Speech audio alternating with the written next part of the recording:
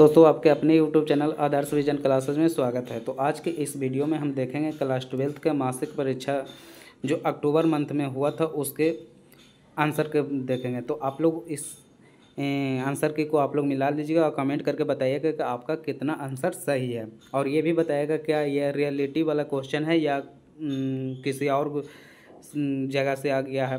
ये कमेंट करके आप लोग बता दीजिए। देखिए टोटल 50 मार्क्स का पूछा गया है क्वेश्चन, टोटल 1.5 घंटा का दिया गया है, तो आप लोग कमेंट करके ज़रूर बताइएगा।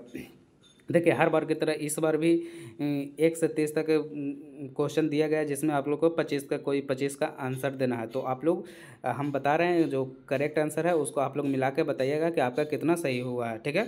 तो चलिए पहला क्वेश्चन नंबर कहता है कि वस्तु से बड़ा आभासी प्रतिबिंब बनता है, किस में बनता है जी? तो ये पहला का आंसर हो जाएगा, ए हो जाएगा, उत्तल लेंस में बनता है यानी कॉन्वेक्स लेंस में बनता है, ठीक है। दूसरा नंबर क्वेश्चन कहता है एक माध्यम से दूसरे माध्यम में जाने पर प्रकाश की किरण मुड़ जाती है, किरणों के मुड़ने को कहा जाता है। किरणों को मुड़ने को क्या कहते हैं? अपवर्तन कहते हैं। दूसरा के सी हो जाएगा, दूसरा के क्या हो जाएगा? सी हो जाएगा। आप लोग मिलाते चलिए, और जो भी स्टूडेंट चैनल पर नया है तो चैनल को क्या करिएगा? सब्सक्राइब कर लीजिएगा और अपने दोस्तों के पास शेयर कर दीजिएगा, ठीक है। तो चलिए तीसरा नंबर क्वेश्चन देखते हैं। तीसरा नंबर क्वेश्चन कहता है जब प्रकाश कांच में प्रवेश करते हैं तो इसका तरंग दैर्ध्य क्या होता है? इसका तरंग दैर्ध्य हो जाएगा ए हो जाएगा, घटेगा। इसका तरंग दैर्ध्य क्या हो जाएगा? घटेगा, ठीक है। चलिए चौथा नंबर क्वेश्चन है कि जल और कांच के अपवर्तनांक क्रमशः 4/3, 3/2 है। जल का कांच के सापेक्ष अपवर्तनांक कितना होगा?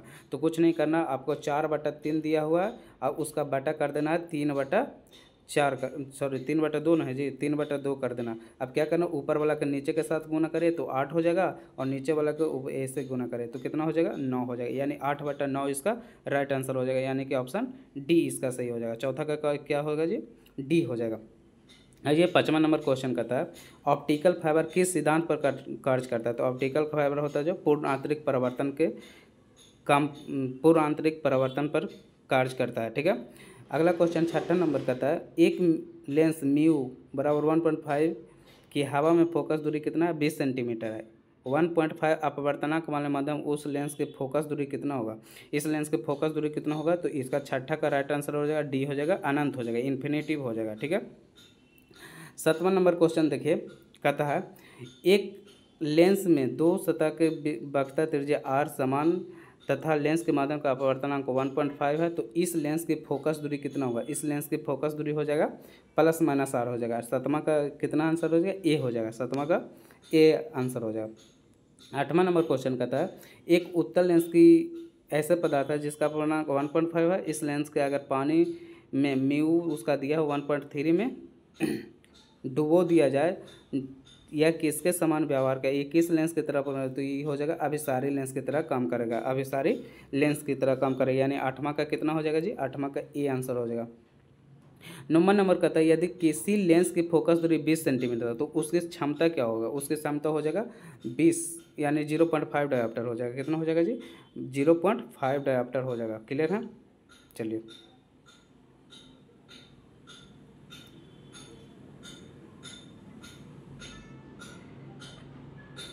सो यहाँ देखिए इसका नंबर का करेक्ट कर लीजिएगा। पी बराबर क्या होता है? जो 1/f यानी 100/f हो जाएगा अगर मीटर में लाना है तो 100 बटा कितना है? 20 हो जाएगा सेंटीमीटर, यानी कि 5 हो जाएगा। इसका ए आंसर हो जाएगा। 9वां का कितना आंसर हो जाएगा?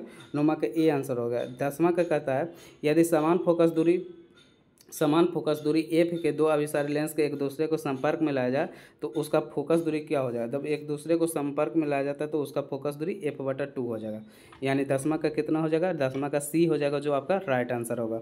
11 नंबर कहता है यदि संयुक्त सूक्ष्मदर्शी के नेत्रिका और अभिदृश्य के बीच अधिकतम दूरी होती है, अधिकतम दूरी कितना होता है जी? तो नेत्रिका और अभिदृश्य के फोकस दूरियों के योग के क्या होता है? बराबर होता है। नेत्रिका एवं अभिदृश्य की फोकस दूरियों के योग को बराबर, यानी सम ऑफ द फोकल लेंथ और आई पीस एंड ऑब्जेक्टिव दोनों क्या होता है? इक्वल हो जाएगा। क्लियर है? 11 का कितना हो जाएगा? 11 का बी आंसर हो जाएगा। 12 नंबर क्वेश्चन कहता है समान संयोजन में खगोलीय दूरदर्शक की लंबाई होगी, क्या होगी? तो ये डी आंसर हो जाएगा, f0/f ही होता है, f0/f ही हो जाएगा। 13 नंबर क्वेश्चन कहता है, देखिए 13 नंबर क्वेश्चन तो बचपन वाला क्वेश्चन है जी। समान आंख के लिए स्पष्ट दृष्टि की न्यूनतम दूरी कितना होता है? तो न्यूनतम दूरी 25 सेंटीमीटर होता है। कितना होता है, यानी डी आंसर 13 का क्या होगा, डी हो जाएगा। अगला कहता है प्रकाश किस प्रकार के कणों के कंपन से बनता है, तो प्रकाश ईथर कण के कंपन से बनता है। किसका जी, ईथर कण के कंपन से बनेगा। अगला नंबर कहता है कितना, 15 नंबर क्वेश्चन कि प्रकाश के तरंग सिद्धांत के द्वारा किसकी व्याख्या नहीं होता है। देखिए परावर्तन का व्याख्या होता है, अपवर्तन का भी होता है, ध्रुवन का भी होता है, लेकिन प्रकाश के उत्सर्जन का, प्रकाश विद्युत उत्सर्जन का नहीं होता है। इसलिए जो 15 का जो होगा डी आपका बिल्कुल सही जवाब हो जाएगा।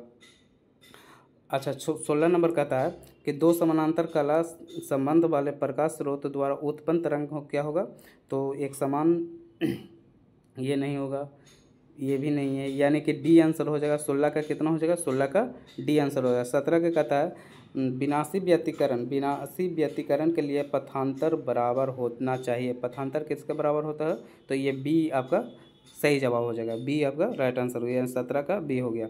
18 नंबर क्वेश्चन कहता है निम्नलिखित में से कौन सबसे उत्तम एक बर्न प्रकाश स्रोत है। एक बर्न प्रकाश स्रोत होता है एक मरकरी ट्यूब हो जाएगा, कौन हो जाएगा, एक मरकरी ट्यूब हो जाएगा। 18 का हो जाएगा सी आपका सही जवाब हो जाएगा। अगला क्वेश्चन कहता है कि व्यतिकरण करते दो प्रकाश तरंगों की तीव्रता 9:4 है, अधिकतम और न्यूनतम तीव्रताओं का अनुपात कितना हो जाएगा, तो ये 25:1 हो जाएगा, यानी 19 का कितना हो जाएगा, 19 का ये आपका सही जवाब होगा। 20 नंबर क्वेश्चन कहता है जब स्रोत और पर्दे के बीच की दूरी बढ़ा दी जाती है तब फ्रिंज की चौड़ाई क्या उतना होता है, फ्रिंज की चौड़ाई हो जाएगा जो बढ़ जाएगा। जब स्रोत और पर्दे के बीच की दूरी बढ़ा दी जाती है तब फ्रिंज की चौड़ाई क्या हो जाएगा, बढ़ती है, यानी कि 20 का जो हो जाएगा ये सही जवाब हो जाएगा, 20 का ये हो जाएगा। 21 नंबर क्वेश्चन कहता है कि निकट दृष्टि दोष से पीड़ित एक व्यक्ति ऐसे लेंस का व्यवहार करता है जिसकी क्षमता -2 डायोप्टर है। उस व्यक्ति के लिए दूर बिंदु कितना हो जाएगा, तो दूर बिंदु उसका हो जाएगा 50 सेंटीमीटर दूर हो जाएगा, 50 यानी कि 21 का कितना हो जाएगा, 21 का बी आपका सही जवाब हो जाएगा। अगला क्वेश्चन कहता है जब प्रकाश की किरणें तीक्ष्ण कोर पर से मुड़ती है तो इस घटना को क्या कहते हैं, इस घटना को विवर्तन कहते हैं, यानी डिफ्रैक्शन कहेंगे, यानी कि 22 का जो हो जाएगा बी सही जवाब हो जाएगा, 22 का बी सही जवाब। 23 का कहता है प्रकाश तरंग की प्रकृति क्या है, प्रकाश तो अनुप्रस्थ होता है, इसको कितना बार आपको बता चुके हैं कि प्रकाश पास होता है, अनुप्रस्थ में पा भी आता है, तो ये प्रकाश हो जाएगा, अनुप्रस्थ हो जाएगा, यानी बी हो जाएगा, 23 का बी हो जाएगा। 24 नंबर क्वेश्चन का था ब्रूस्टर का नियम क्या है, ब्रूस्टर का नियम होता है म्यू बराबर tan IP, यानी कि सी, 24 का सी सही जवाब हो जाएगा। 25 नंबर का था जब किसी पदार्थ पर प्रकाश 60 डिग्री पर आपतित होता है तब परावर्तित पूरी तरह से ध्रुवित हो गई, यानी कि tan 60 का मान दिया है, tan 60 का मान होता है √3 हो जाएगा 1.73, यानी सी हो जाएगा, 25 का जो हो जाएगा बिल्कुल सी सही जवाब है। 26 नंबर क्वेश्चन कहता है दो डायोप्टर एवं -3.5 डायोप्टर के दो लेंस संपर्क में रखे जाते हैं तो संयोग की क्षमता क्या होगी, संयोग के यानी कि 2 और -3.5 यानी दोनों को जोड़ दीजिए तो कितना आ जाएगा, -1.5 डायोप्टर हो जाएगा, यानी कि 26 का जो आंसर हो जाएगा बी हो जाएगा, 26 का क्या हो जाएगा, बी आपका सही जवाब है। अगला नंबर क्वेश्चन है तरंगदैर्घ्य के बढ़ने के साथ साथ अपवर्तनांक का मान क्या होता है, अपवर्तनांक का मान क्या होता है, तो ये हो जाएगा घटेगा, तरंगदैर्घ्य जैसे बढ़ेगा तो उसका क्या हो जाएगा, अपवर्तनांक घट जाएगा, यानी कि 27 का हो जाएगा बी सही जवाब हो जाएगा, 27 का बी सही जवाब हो जाएगा। 28 का देख लीजिए कि छोटे आपतन कोण के लिए म्यू अपवर्तनांक वाले पतले प्रिज्म का न्यूनतम विचलन कोण होता है, कहता है for a small angle of incidence the minimum deviation angle for the thin prism of refractive index mu is, तो इसका ए जवाब हो जाएगा, ए, यानी 28 का जो हो जाएगा ए हो जाएगा, 28 का ए हो जाएगा, 1 माइनस म्यू होता है इंटू ए हो जाएगा, क्लियर है, ये ध्यान देना 1 माइनस म्यू होगा, यानी ए हो जाएगा 28 का। 29 का क्वेश्चन कहता है इंद्रधनुष का निर्माण निम्नलिखित में से किस कारण होता है, इंद्रधनुष का जो निर्माण होता है वो किसके कारण होता है, वर्ण विक्षेपण के कारण होता है, या 29 के सी हो जाएगा। इंद्रधनुष का निर्माण किसके कारण होता है, वर्ण विक्षेप के कारण होता है, डिस्पर्सन के कारण होगा, क्लियर, 29 के सी हो जाएगा। 30 नंबर क्वेश्चन कहता है श्वेत प्रकाश जब किसी प्रिज्म से गुजरता है तब सबसे अधिक विचलन किस अवयव का होता है, तो सबसे अधिक विचलन हो जाएगा बैगनी का हो जाएगा, किसका हो जाएगा, बैगनी का, यानी 30 का सी आंसर होगा। यानी आप लोग को देख लिए कि 30 क्वेश्चन आप लोग का ऑब्जेक्टिव पूरा करवा दिए हैं, बिल्कुल सही है। आप लोग कमेंट करके बताइएगा कि आपको 30 में से कितना सही हुआ, 30 में से कितना सही हुआ, ये आप लोग कमेंट करके बताइएगा। और थोड़ा सब्जेक्टिव के क्वेश्चन देख लेते हैं।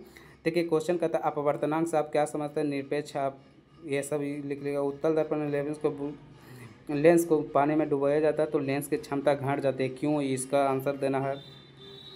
फिर कहता है संयुक्त सूक्ष्मदर्शी में अभिदृश्य का द्वारक छोटा क्यों होता है, निकट दृष्टि दोष कैसे उत्पन्न होता है, इसका निवारण कैसे होगा, कोणीय वर्ण विक्षेपण तथा वर्ण विक्षेपण क्षमता क्या समझते हैं। देखिए ये सब है, तो आप लोग क्या करिएगा। देखिए ये वाला तो आप लोग समझते हैं कितना, ये VBI है, इसको क्या लेंस मेकर फार्मूला कहते हैं, ये सब याद रखिएगा।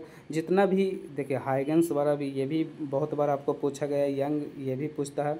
तो आप लोग जितना भी मंथली एग्ज़ाम होता है उसका आप लोग क्वेश्चन रखिएगा और ये फाइनल में आपको इसी से रिवीजन करके जाइएगा। तो आई होप आप लोग अच्छे से समझ गए होंगे और किसका कितना सही हुआ, ये कैसा क्वेश्चन है, सही है गलत, आप लोग कमेंट करके जवाब दीजिएगा। मिलेंगे नेक्स्ट वीडियो में, तब तक के लिए धन्यवाद।